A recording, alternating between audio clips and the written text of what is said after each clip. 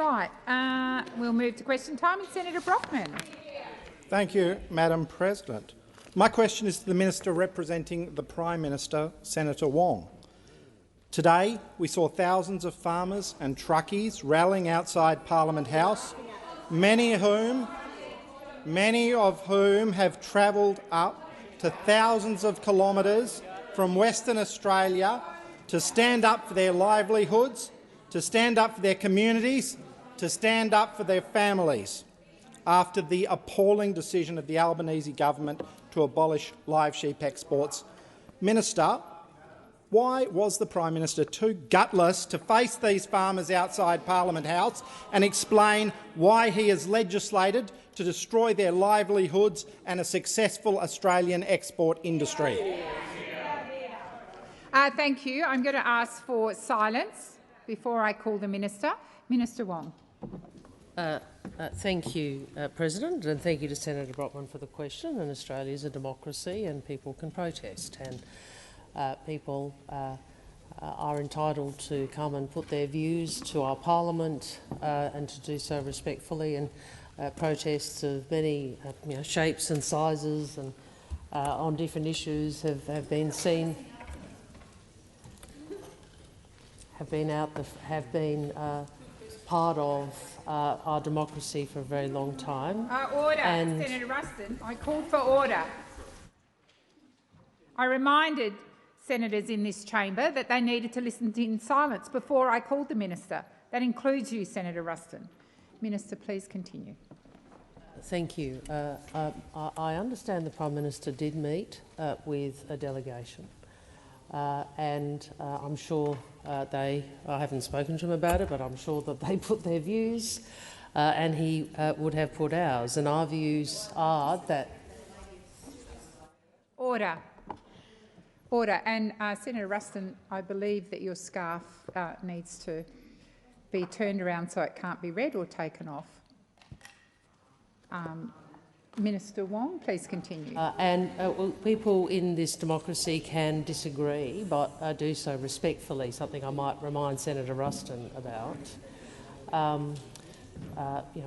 The primary producers are a very important part of our economy and our community, and I appreciate that people don't agree with the decision the government has made to honour an election commitment, but it was an election commitment.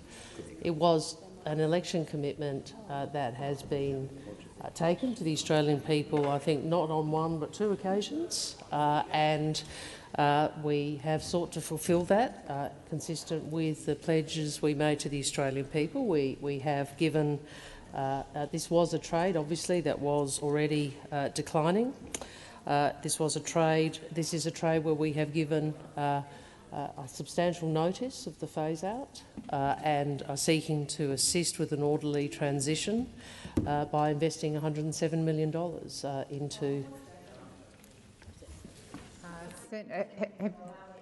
Thank you. Senator Brockman, first supplementary.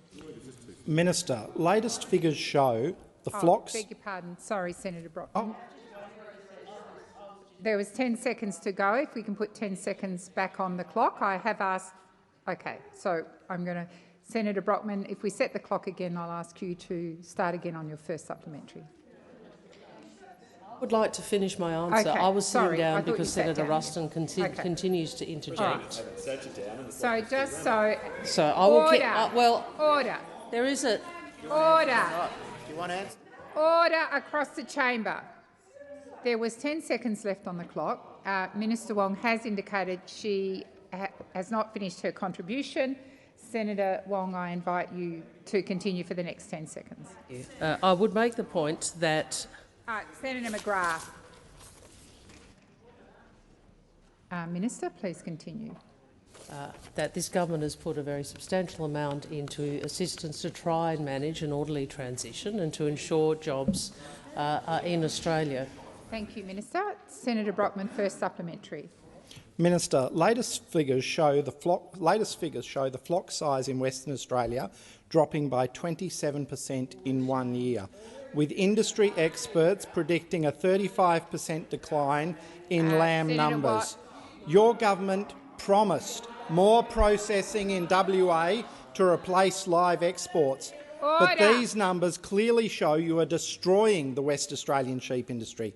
Minister, can you look those outside the building in the eye, fighting for their future, fighting for the industry that they love, and tell them that the process— Minister Wong.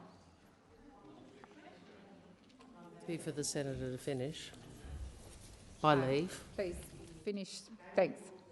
And tell them that the processors won't also close on the back of declining sheep numbers.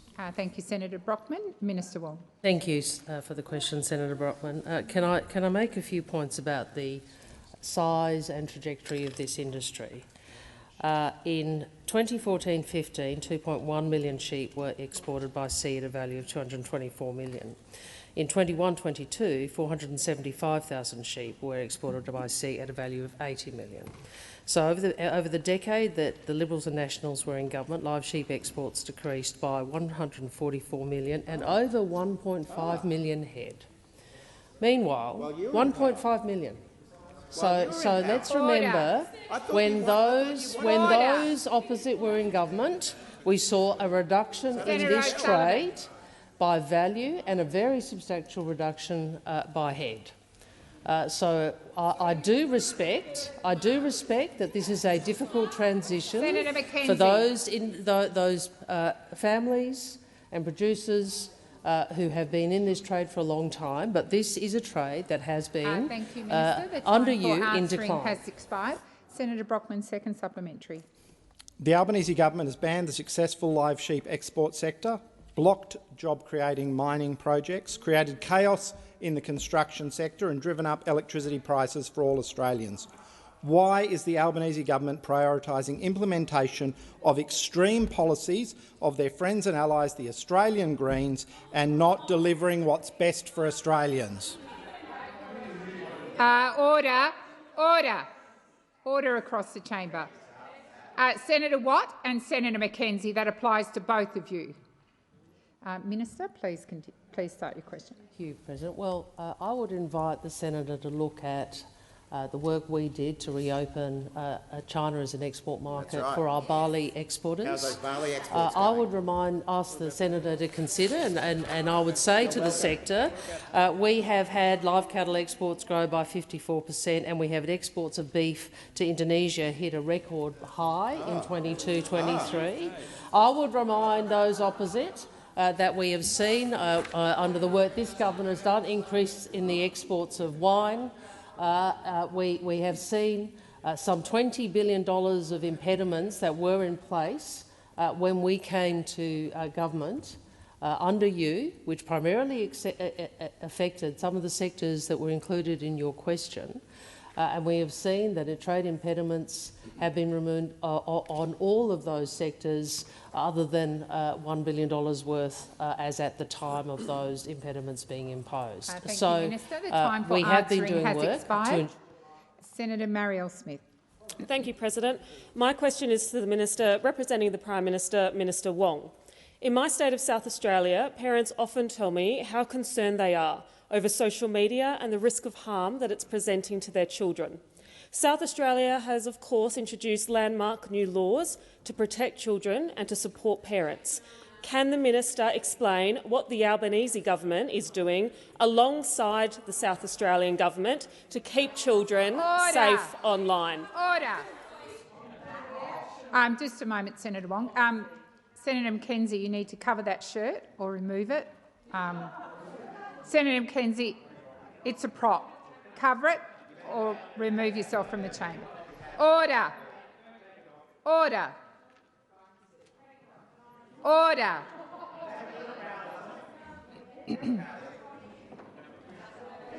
Senator McKenzie, I think your shirt is still visible, so I think you need to turn it inside out or leave the chamber.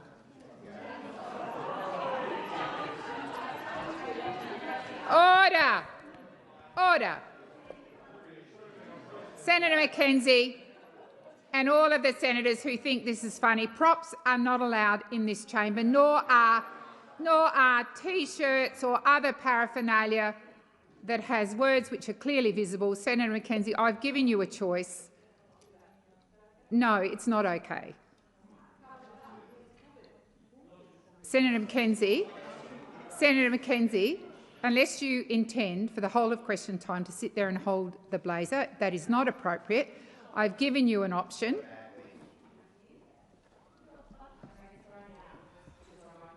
No, I've given you an option.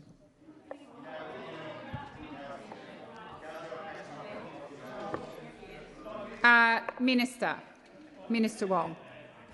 Thank you. Well, I'm very happy to answer a question about the safety of our children. And thank you, Senator Smith, for asking this question. And I think all of us know the extent to which this is an issue that parents are really concerned about. And parents are looking for leadership and for guidance and for help in how all of us manage what is a pretty tricky thing to negotiate or to put boundaries around with our children. And I'm sure you have found that this is something parents raise with you, and parents and grandparents. And so we know, of course, that social media can cause social harm and is taking kids away from real friends and experiences. And more importantly, we know that early access to social media can be very detrimental for young people's mental health and physical health. People want real solutions, and we as a government believe that working for the safety of our children is paramount, and that's why today the Prime Minister has announced we will introduce legislation to enforce a minimum age for access to social media and other digital platforms, other relevant digital platforms. That legislation will be informed by engagement with states and territories, and I do want to acknowledge the role of Peter Malinauskas, the Premier of South Australia, who has been engaging with not only his community but also with the Prime Minister on this issue. I'm very pleased that has resulted in the announcement that the Prime Minister has made. As Peter Malinauskas has said, as Premier Malinauskas has said, the work that South Australia has done is important, but we need a nationwide solution. A nationwide solution. And it is a Commonwealth. I'm surprised you are laughing about this. Most parents actually care about this issue. You know, the community cares about this issue and they're laughing about it. It's quite extraordinary. A Commonwealth-led approach will ensure all Australian children are better protected from online harms. Senator Marielle Smith, first supplementary. Thank you, Minister. It certainly is a huge issue and an issue of concern for all Australian parents. Can the Minister outline how the Albanese government's approach, including the age assurance trial, will ensure effective social media age limits? Minister Wong. Thank you, President. As I said, a Commonwealth-led approach will ensure that all the children are better protected from online harms and ensure parents and carers are better supported. And we also want to hold big tech to account because platforms and online services have a responsibility for the safety of their users. And I hope this is something on which we can get agreement across this chamber. As I said, we will work with the states and territories to get this right. We are also going to consider the results of the various measures that Minister Rowland has put in place, the Age Assurance Trial and the Online Safety Act review. These measures have been welcomed by the E-Safety Commissioner, and the trial in particular is testing different implementation approaches to help inform policy design. We want to work with experts, young people, advocates and parents through the trial because we want these laws to be effective and we want to make sure that big tech plays their part in protecting users. Thank you, Minister. Senator Smith, second supplementary. Thank you, Minister, for outlining our government's approach. Can you explain why the Albanese government is taking action on this important issue now? Thank you, Senator Smith.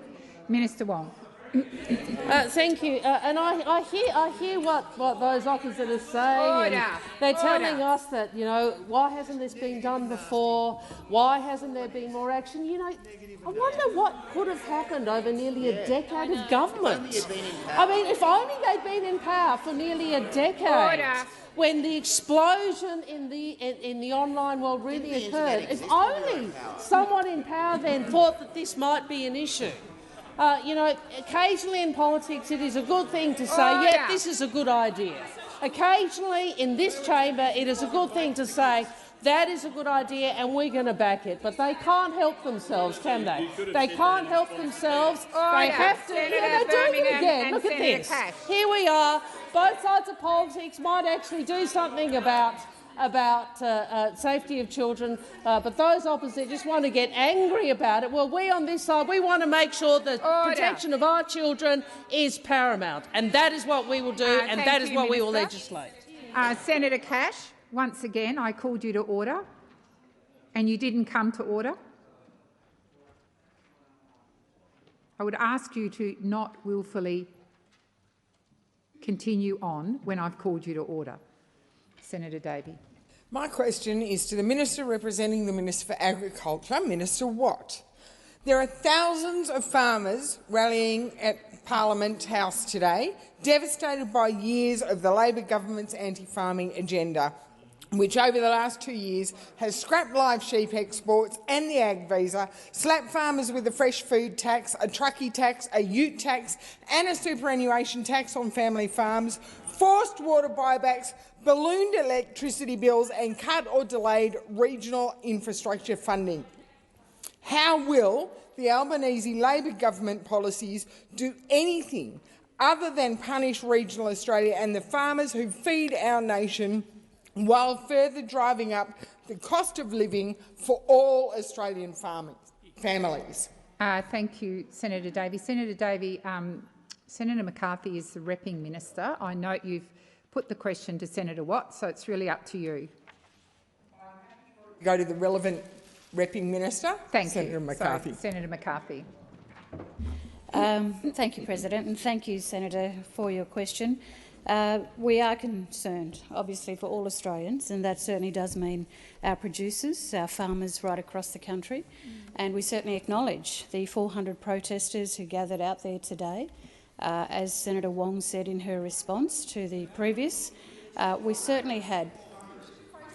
Hey, oi! Order. Senator Wong. They're still going. They're still going. Order. They're still going. Order.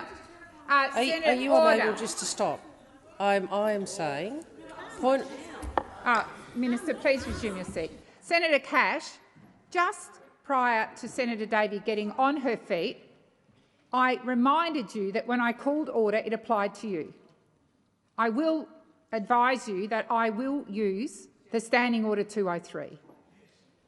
Now, if you don't agree with the response a minister makes, then that is what taking note is for, or indeed the open-ended adjournment. It is not an opportunity for you to continue to interject across the chamber. Minister McCarthy. Thank you, President, and I will just address that for a moment. This isn't the concern about the hundreds of people that are out the front. No. In terms of numbers, Senator. In terms of numbers, Senator Cash. Order. What I was saying, which none of you have picked up on, is that we are concerned about all Australians, especially those people on the land. Please resume your seat. Order.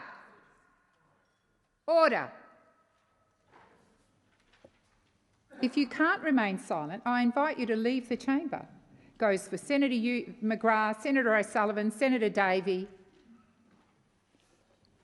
Minister McCarthy, please continue. Thank you, President. And I do urge the opposition to give me a chance to respond here. We are very, very concerned about all Australians, including our farming sector. The Albanese Labor government is committed to a robust, sustainable ag industry that continues to thrive in Australia.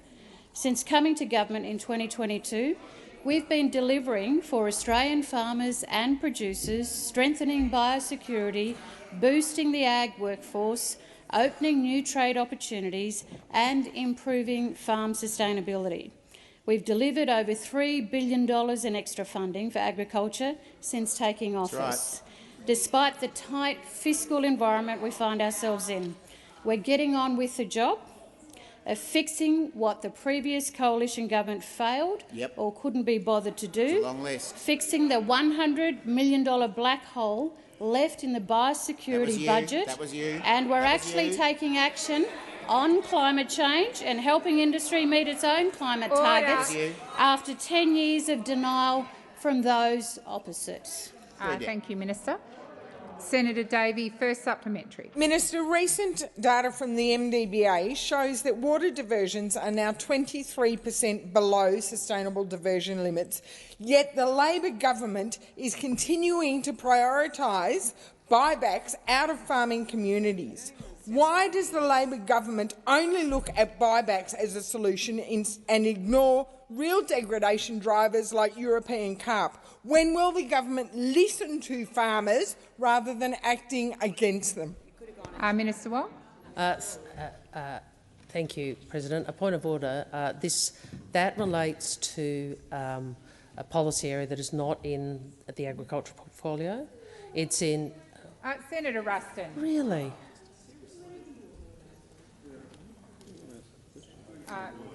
Thank you, Minister. She's Thank very you, Minister upset Wong. I today. think Senator Birmingham also has a point of order. If Well, you finish I don't think. Well, with respect, what I'd ask the senator to consider is if she wants to recast her supplementary question, buybacks are clearly not the responsibility of the agriculture portfolio. Just a moment, Senator Davey. I'll come back to you, Senator Birmingham. Thanks, President. On the point of order, President, Senator Davey's primary question referenced a number of impacts on farming communities, of which she identified water buybacks as one of those impacts in the primary question. This is a supplementary question going into that issue. The idea that water buybacks do not have an impact on the agriculture portfolio is a preposterous idea. They may not be the direct responsibility of the agriculture portfolio, but that is like suggesting that industry policy doesn't impact the Treasury portfolio or a range of other areas where the impacts on industry. I intend to, Senator Wong, I'm intending to respond.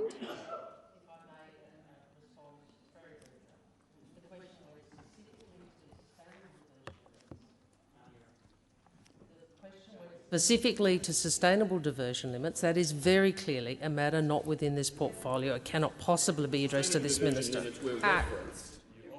Order. Senator Birmingham, order. I am advised by the clerk that Senator Davey should be given the opportunity to recast her question and link it to... And Senator Birmingham, you are not in a debate with me. I'm ruling on a point of order. Senator Davey, I invite you to recast your question and link it to agriculture. With pleasure. Minister, recent MDBA data shows that irrigation farmers in the Murray-Darling Basin are using well below what has been identified as sustainable diversion limits. Yet your government continues to buy water from them, impacting negatively their communities. Why don't you listen to the farmers and review your policies on how you treat irrigation farmers? Thank you, Senator Davey. Minister McAllister. Thank you, President. Minister McCarthy. Thank you, President. I do believe, as Senator Wong has said, that this part of this question does go to a fellow minister. But please, let me finish. If I may finish, President. If I may finish, I would like to make reference to the question itself in terms of correcting Senator Davey that we aren't just buying. Order. We are not buying back water only. We are funding water infrastructure. Yep. And water efficiency projects, Senator Davies, and you know that. You know that. And so does Mr Littleproud know that. In fact, I don't think he's got that great a record either. I understand that he wasn't that welcome there today with the farmers in terms of the water as well. Senator McGrath, order. Poor David. Nobody likes David. McCarthy, please. Order. Senator McGrath, I've called you to order 3 times. You ignored me. I remind you as well of Standing Order 203. Minister McCarthy. Thank you, President. Well, as I was saying, it was noticed, other than other things that the opposition have said, it was noticed that the farmers were not happy with the Leader of the Nationals either. So I suspect... Thank you, Minister. The time for answering has expired. Thank you, Minister. Senator Davies, second supplementary. Minister, Australian farmers have now seen their pea contracts cut by 34% because Coles is importing peas from overseas. Similar scenes have been faced by SPC and Shepparton when the big supermarkets purchased imported fruits for their tinned fruits. Why is under Labor our farmers always getting done over? Is it any wonder that the farmers are out the front of Parliament House rallying today? Order. Senator McCarthy. President, well, we know that people can hold protests. It is a democracy in this country. But I will correct Senator Davey. We have been doing a tremendous amount in this area, and as I've outlined already in my previous responses, we've also been fixing the APVMA after it became a dysfunctional mess remember that one? at the hands of Barnaby's forced move to Armidale. The opposition spent almost a decade neglecting and eroding our trade relationships. Minister They McCarthy, destroyed. please resume your seat. Order. Minister Gallagher. But the behaviour of the opposition this question time is really getting to a new low. They are ignoring your direction. Minister McCarthy can't answer unless she is shouting. You should come to order. Thank you, Minister Gallagher. I'm sure that you have witnessed that I am doing my very best. I have reminded particular senators of Standing Order 203, and I will request that for the remainder of the minister's question that people listen in silence. Minister McCarthy. Thank you, President. I'll just have to say some of the things I've just said, just in case they didn't hear it, that the opposition spent almost a decade neglecting and eroding our trade relationships. They destroyed the relationship with our biggest trading partner, which our government has restored. We've opened new trade opportunities that allow the industry to continue to grow and remain competitive, and agricultural exports are now more diversified than ever, thanks to the Albanese Labor government. Thank you, Minister. Senator Hanson-Young. Thank you, President. My question is to Senator McAllister, representing the Environment Minister. Any day now, Tamboran Resources has announced it will commence gas fracking in the Beetaloo Basin in the Northern Territory. This is a project that will take over 1 billion litres of water and generate risky, toxic waste, but has not even been assessed for its impact on the environment or indeed the water table. Has the minister bothered to consider pulling the water trigger? Why has the minister not used her powers given to her by this parliament to make sure this project is called in? Thank you, Senator Hanson-Young. Senator McAllister. Thanks very much, President. Well, as the senator knows, all projects must comply with national environmental law, and that includes, of course, the expanded water trigger that was introduced by the Albanese government. Now, the proponent for the project that the senator refers to, Tamboran, has been reminded of this on multiple occasions. And they also know that any breach of national environment law will be treated extremely seriously. Now, these changes to the water trigger occurred after the Albanese government passed our first tranche of environmental law last year to add unconventional gas to the water trigger under national environment law, and we have been extremely clear with industry to help them implement their obligations. Now, the Department of Climate Change, Energy, the Environment and Water wrote to known companies with activities in the Beetaloo Basin, including Tamboran Resources, to inform them of the new obligations that may apply to these operations under the recent water trigger amendments. I understand that the Minister's office has also spoken to these companies and reminded them of the requirements under the Act. I am also advised that the Minister has not received a referral for these activities. And the reality of the law, Senator Hanson-Young, is that the exploration in question is authorised by the Northern Territory government. And so the department, the Minister Plibersek administers, continues to work closely with the Northern Territory government to understand the impact of authorised exploration and whether that could have significant impacts on Commonwealth-protected matters, including water, and that is consistent with the law. Thank you, Minister McCarthy. Senator Hanson-Young, first supplementary. Thank you, President. I'd like to acknowledge the traditional owners joining us in the chamber today, who have come all the way from the Northern Territory to call on the government to do more than simply write a letter.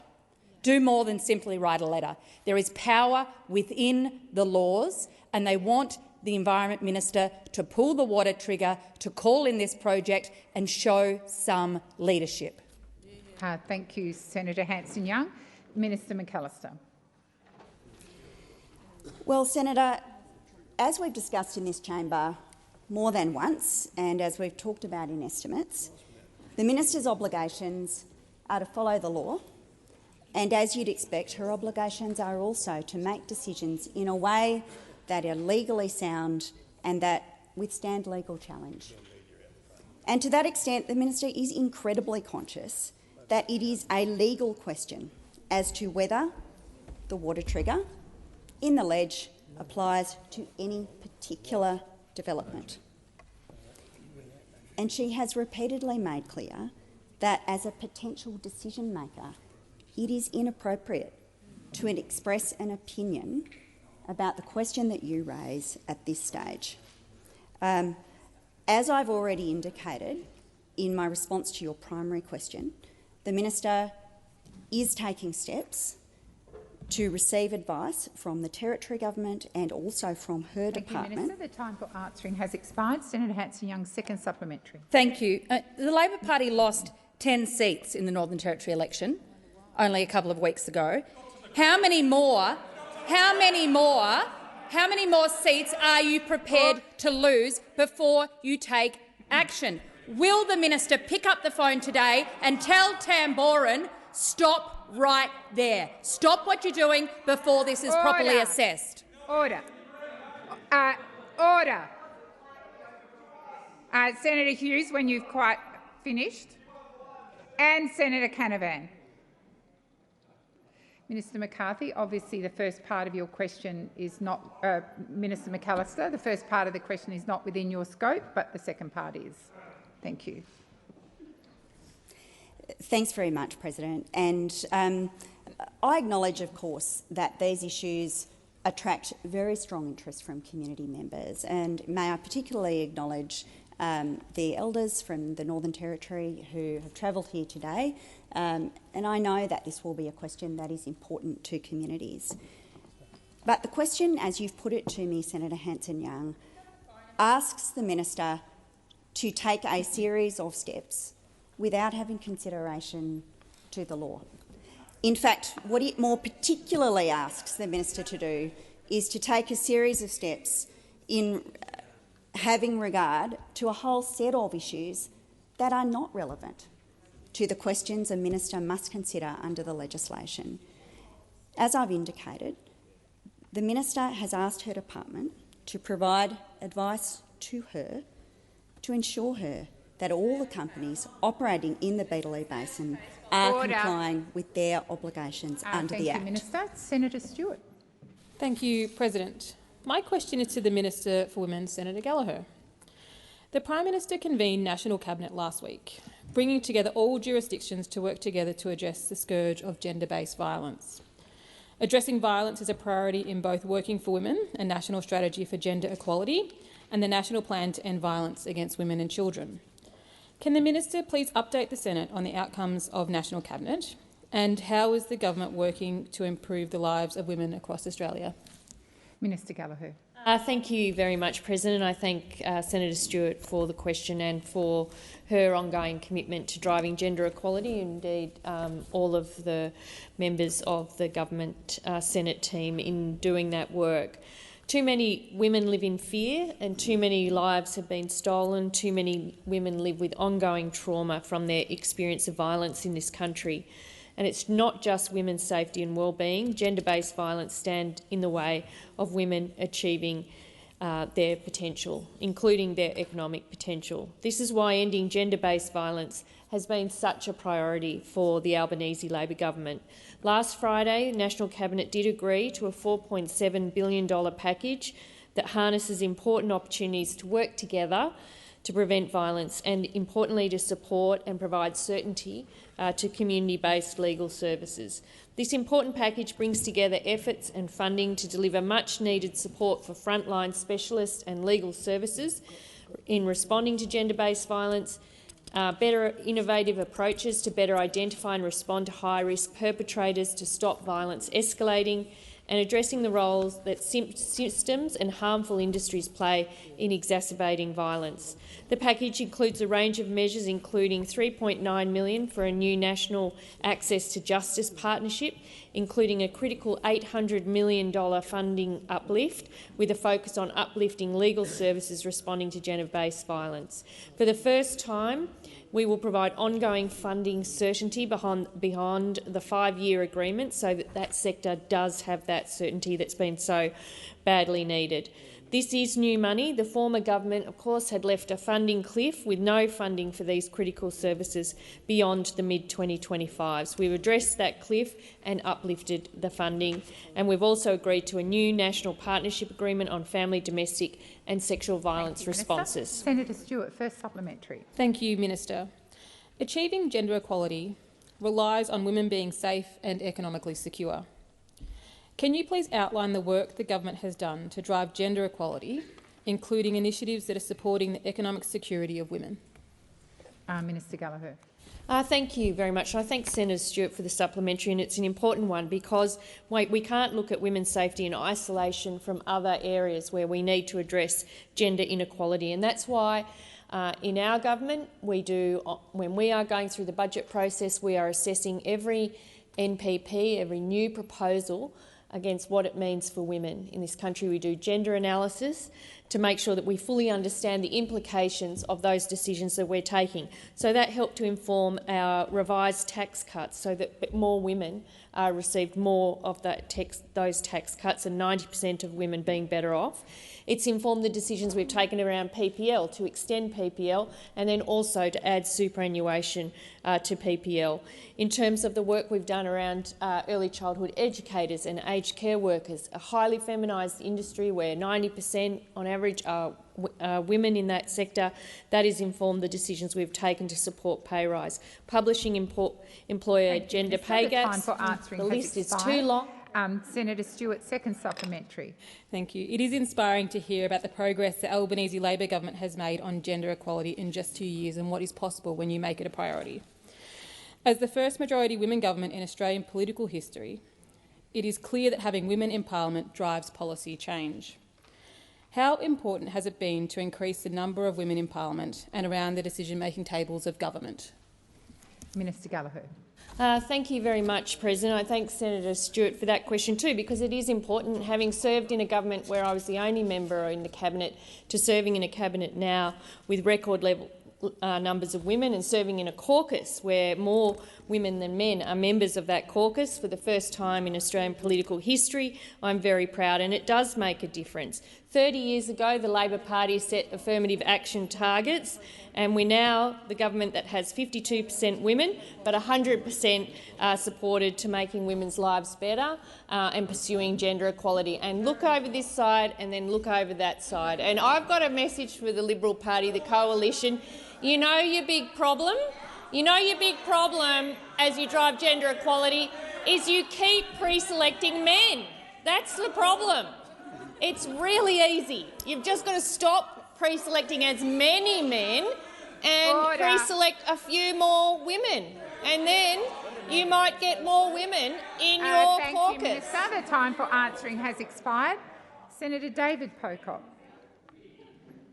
Thank you, President. My question is to the Minister representing the Minister for Science and Research, Senator Farrell.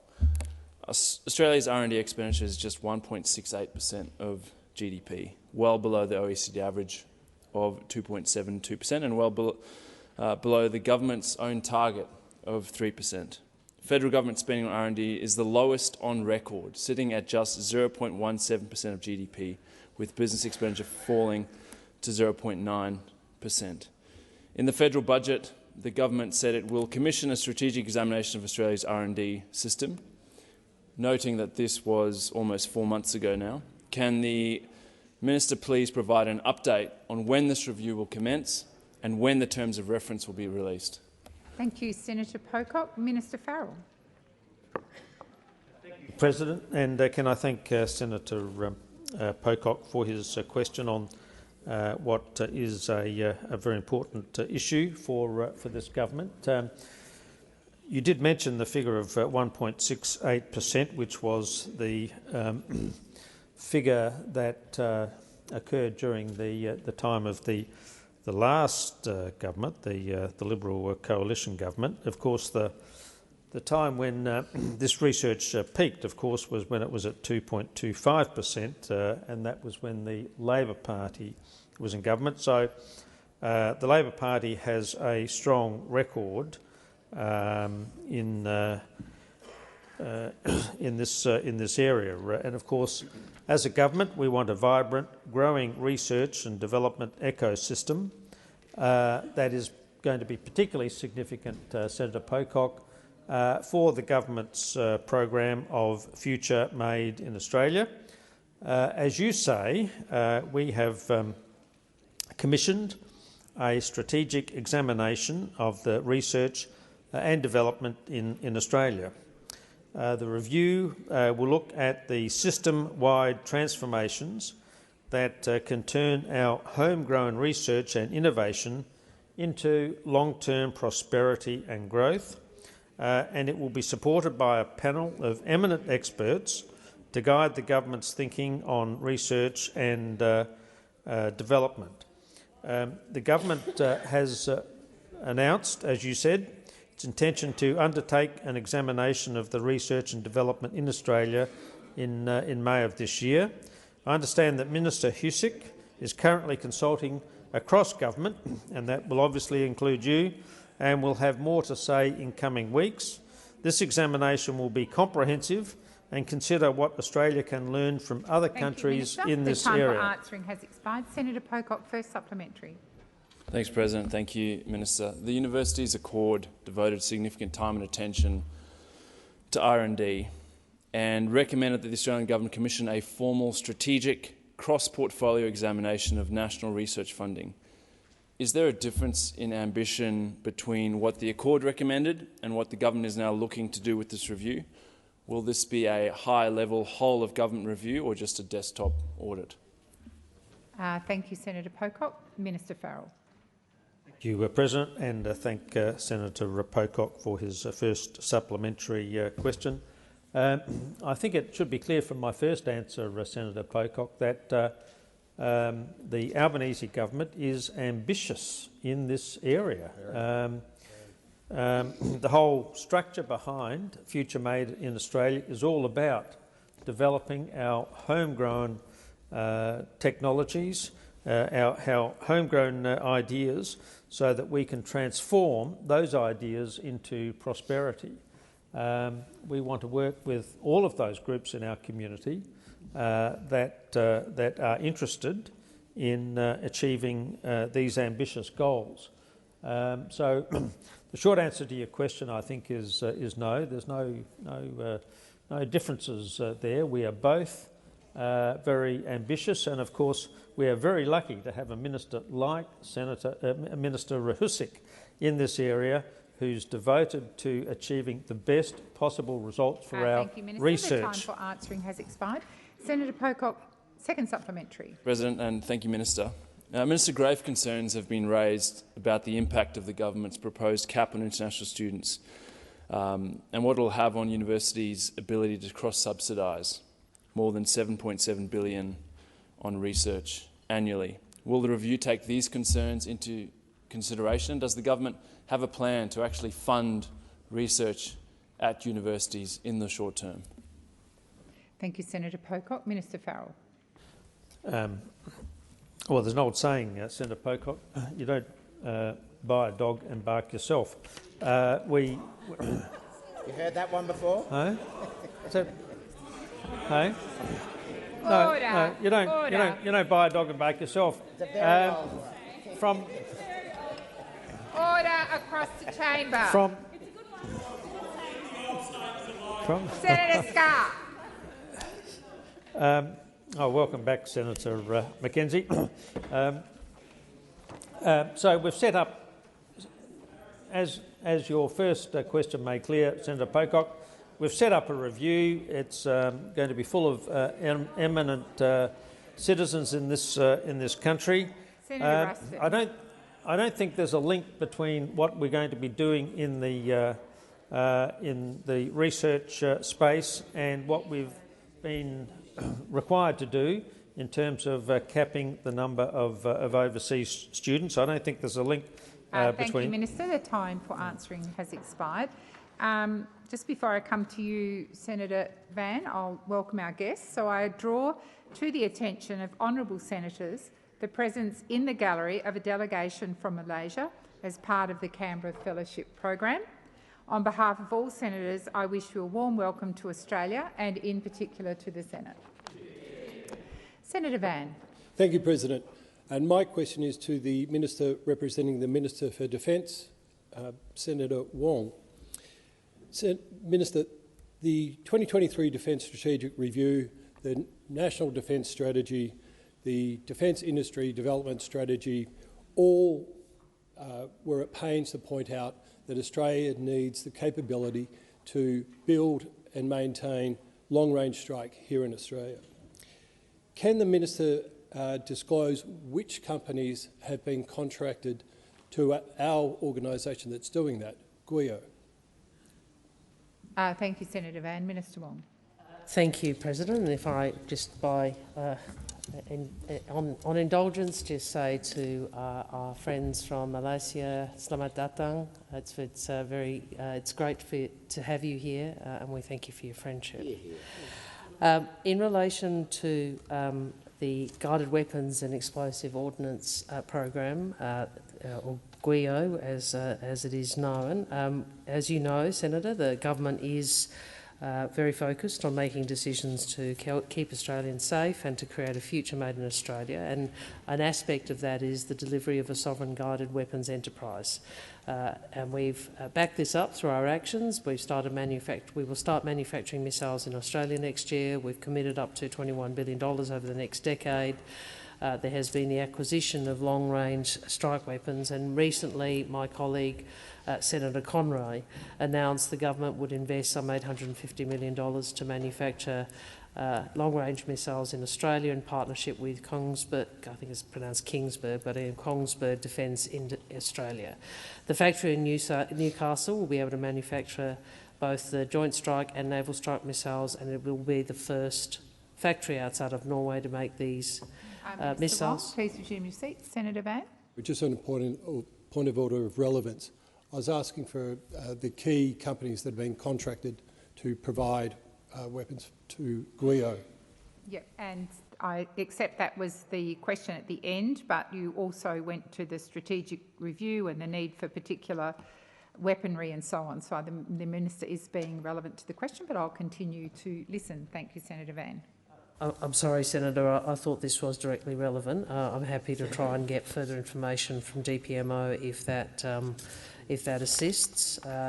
Mr Conroy has also announced the $142 million to acquire a Joint Strike missile.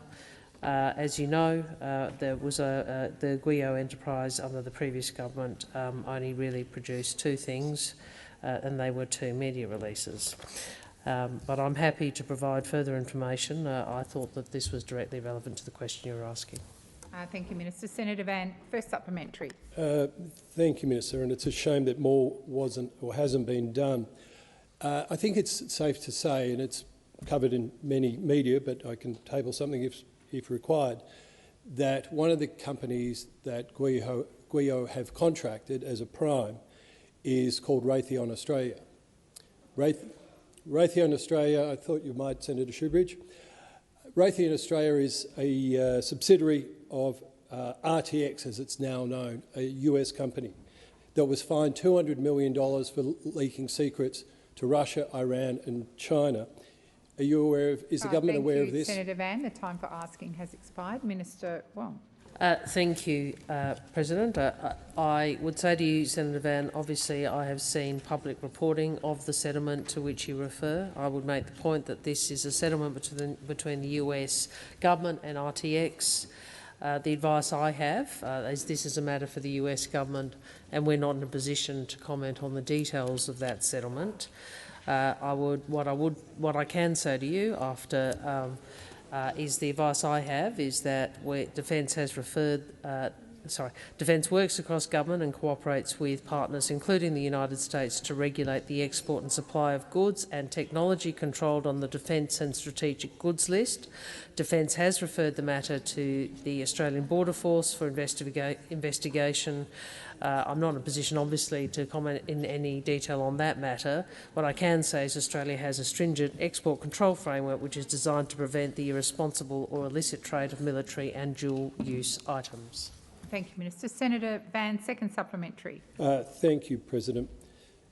Minister, given that one of the key primes involved with GWEO has had a huge settlement against it for leaking of security breaches, would you agree that the best way to protect our future guided weapons sovereignty is to work with and enable Australian companies to manufacture these weapons here in Australia? Thank you, Senator Van. Minister Wong. Well, that is, I'm asked for an opinion, President, and I probably won't proffer that, but I can make an observation, which I've made before, I think, in Senate estimates, that obviously when you're looking at defence capability, there are a number of matters which need to be considered. Obviously, capability, the value for money for taxpayers, and also assuring that a sovereign capability for Australia in those areas where that is necessary for our national security, and that is the approach the government seeks to take. Thank you, Minister Wong. Senator Lambie. Thank you, Madam President. My question is for the Minister representing the Prime Minister, Minister Wong. Meta, the owner of Facebook and Instagram, recently told this parliament they have over 130 employees in Australia. Their business here is, in their own words, a reseller of advertising services. But none of these employees seem to work on safety for Australian users. Apparently Meta thinks it's okay to globally outsource all that to Singapore and beyond, and we don't have laws telling them otherwise. Why is the Albanese government going to spend millions of taxpayers' money on trying to keep under-16s off social media before it legislates mandatory protections on social media companies? Thank you, Senator Lambie. Minister Wong. Thank you. Thank you, Senator Lambie, for the question, and I think this is a domain where government regulation and the right public policy settings do require consideration by this parliament, by parliaments, by the community, as well as by the government. And what I would say to you is I don't think that the introduction of legislation imposing age limits to protect children is in place of or should be excluded by the points that you raise. We are obviously aware of Meta's decision to walk away from commercial deals in relation to the Meta decision and announcement that it will no longer pay Australian news organisations for news content.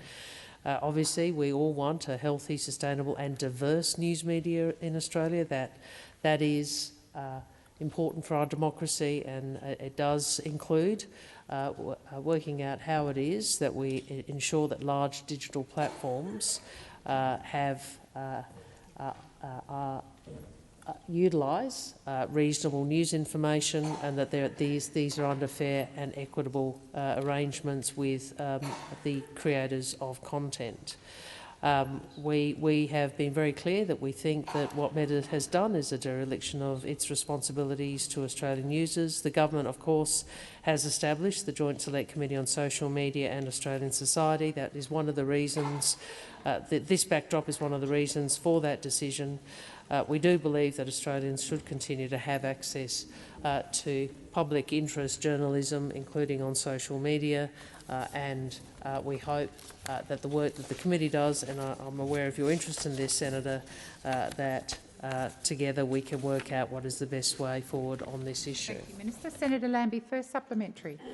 Thank you, Madam President. About 75% of unwanted minor contact to kids, also known as grooming, on Facebook's products comes from a feature called People You May Know. Last week, Facebook told the Parliament that this feature is deliberately left on for under-18s in Australia. Has the Prime Minister directly raised the issue with Meta on this? Thank you, Senator Lambie. Minister Wong. Senator, I wasn't aware of that evidence until you just, from last week, until you just outlined it. I think that is grotesque. And I think all Australians would agree that we would want our children protected in whatever, from all of the ways in which the online world can cause harm. And our regulatory system does require us as parliamentarians, as legislators, as members of executive government to do more.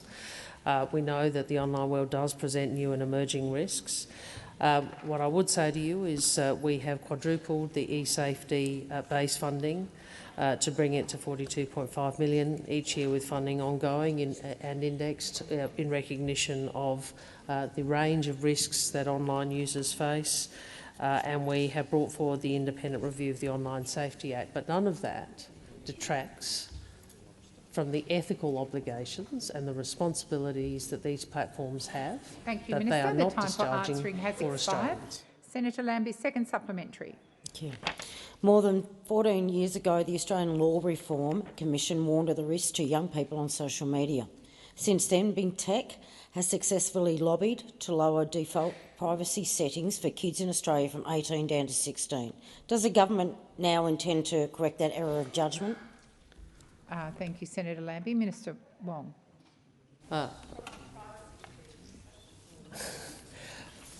Thank you, President. Again, Senator Lambie, what I would say to you is whether it's through the work of the committee, the work of the independent review of the Online Safety Act, or the ongoing work of e-safety, these are matters which we do need to look at. We have a domain which has expanded more rapidly in terms of reach and usage and penetration into particular markets in our communities, well beyond the regulatory framework that was in place. I think governments are seeking to catch up, and I regret that it is disappointing that we didn't see very much on this in the last 9 years prior to our election. But we are seized of this. We are very. We understand how important it is. It is a very difficult area, and governments around the world are grappling with it. And we welcome your and the crossbenchers' interest in this area. The time for answering has expired. Senator Green. Thank you, President. My question is to the Minister representing the Minister for Resources, Senator Farrell. I refer to the Albanese Labor government's commitment to growing Australia's critical minerals industry to deliver secure, well-paid jobs and a future made in Australia. How will the production tax incentive for critical minerals encourage processing onshore, add value to our resources here in Australia and build a strong, resilient economy? Thank you, Senator Green. Minister Farrell. Thank you, President, and thank you, Senator Green. And I know you come from that great resources state of Queensland. No, it'll stay great. Don't you worry. As this side of the chamber understands, the road to net zero is paved with Australian resources. Resources not only extracted in Australia, but processed locally to create secure jobs and open up more pathways for skills and training. And that includes critical minerals. An apt name given how critical they are to renewable technologies like solar panels and electric vehicles. Look, why don't you solve your own problems with your former leader of the opposition in South Australia, Senator? Why don't you focus on him rather than interfering with me? That's why. No, I know you're embarrassed by it. That's why the Labor That's why Order. the Labor Party Order. announced the production tax incentive for critical minerals. That's very unfair. I think you should withdraw that. For tax incentives for critical minerals as part of the most significant budget for the resources sector in a generation. It's a foolproof, no-risk approach to grow our critical minerals industry, strengthen supply chains and create well-paid jobs in the regions. Modelling shows that building downstream critical minerals processing could generate $70 billion in GDP and create an additional 143 jobs by 2040. The time for answering has expired. Senator Green, first supplementary. Thanks, President, and thank you, Minister, for outlining how the Albanese Labor government will grow our critical minerals industry to create secure jobs and capitalise on the transition to net zero as we deliver a future made in Australia. Who is supportive of the production tax incentive and the boost it will deliver to the critical minerals projects across the country? Thank you, Senator Green. Minister Farrell. Thank you, President, and thank Senator Green for her first supplementary question. The Albanese Labor government's production tax incentive isn't just supported by the resources sector, it was developed in consultation with them. And it's no wonder that the WA Nationals are supportive, and that includes the Nationals candidate for Bullwinkle, Mia Davies, who has, she has welcomed downstream incentives. The leader of the WA Nationals, Shane Love, has said it is essential not just for Western Australia and not just for Australia but for the Western world to pursue production tax incentives like this. And it's not just the Nationals. Chalice Mining, who are developing a mining project in the Bullwinkle electorate, have hailed Labor's budget as providing crucial support to critical minerals. Thank you, Minister. Senator Green, second supplementary. Thanks, President, and thank you, Minister, for outlining why the sector supports the Albanese Labor government's production tax incentive for critical minerals to create secure jobs and encourage processing onshore. Minister, what is standing in the way of Labor's future made in Australia and our production tax credits? And what is at risk if future made in Australia isn't implemented? Thank you, Senator Green. Minister Farrell. Thank you, President, and thank Senator Green for her second supplementary question. You don't have to look further than those opposite to see what's standing in the way of the production tax incentive for critical minerals.